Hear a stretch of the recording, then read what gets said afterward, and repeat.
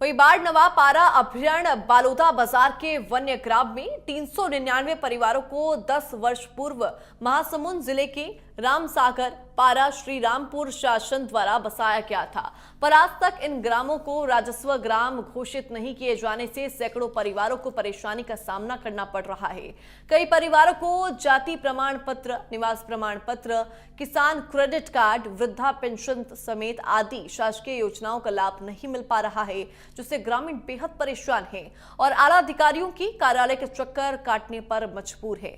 ग्रामीण जहां अपनी समस्या आकर बताते हैं, राजस्व ग्राम अब घोषित करने की मांग कर रहे हैं, वहीं आला अधिकारी इन ग्रामीणों की मांग को जल्द से जल्द पूरा करने के लिए हर संभव प्रयास करने की बात कर रहे हैं।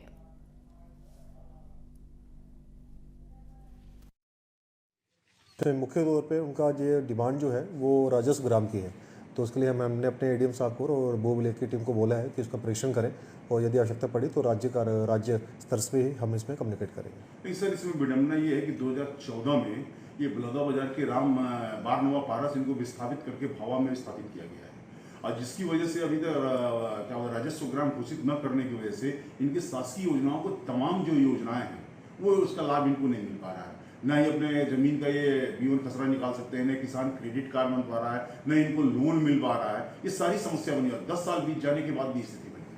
नहीं, आपकी बात एकदम ठीक है। इसी के लिए हमने कहा है कि जो भी इनका मुख्य रूप से डिमांड है कि राजस्व ग्राम में घोषित किया जाए, उसके लिए जो जॉइंट सर्वे के काम रहता है, जो फॉरेस्ट और राजस्व के द्वारा किया जाता है, पूर्व में यदि ऐसा कुछ काम हुआ है तो किस स्तर पे रुका हुआ है तो उसको हम पता करेंगे, उसको आगे बढ़ाने की कार्रवाई करेंगे। सर, वैसे नियम क्या कहता है, अगर इस तरीके से वन ग्रामों को अगर बसाया जाता है तो उनको राजस्व में कब तक शामिल करने का कुछ होता है? नहीं, ऐसा कुछ नहीं है। वो पूरा जॉइंट सर्वे होता है बेसिकली फॉरेस्ट क्योंकि इसमें पहले फॉरेस्ट से डी नोटिफाई होगा, फिर राजस्व में नोटिफाई होगा, तो प्रक्रिया रहती है, उसका पालन करते हुए आगे इसमें कोई टाइम पीरियड ऐसा नहीं है, पर जितना जल्दी हो सके उसका हम प्रयास करेंगे। पूरा घर वर मन पानी भी सीपेज मारत थे वो और बहुत कुछ घर के भी हालत खराब है। जाति प्रमाण पत्र बनता है कि नहीं बनता है आप लोग?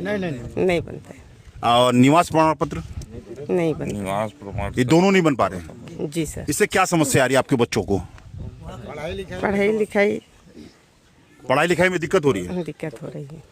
जैसे आपने देखा कि ये सरपंच थे और कुछ ग्रामीणों ने स्पष्ट तौर पे इन्होंने बोला कि 10 साल यानी बारनवा पारा से वन ग्राम को विस्थापित किए महासमुंद जिले में आज 10 साल से ऊपर हो चुके हैं, लेकिन फिर भी इनको मूलभूत सुविधाओं का अभाव है। इनके बच्चे क्योंकि 10 सालों में काफ़ी बड़े हो गए हैं तो उनका जाति प्रमाण पत्र नहीं बन पा रहा है, मूल निवास प्रमाण पत्र नहीं बन पा रहा है। तो इससे आप अंदाज़ा लगा सकते हैं कि अगर इन बच्चों का भविष्य क्या होगा, इन ग्रामीणों का आखिर भविष्य क्या होगा।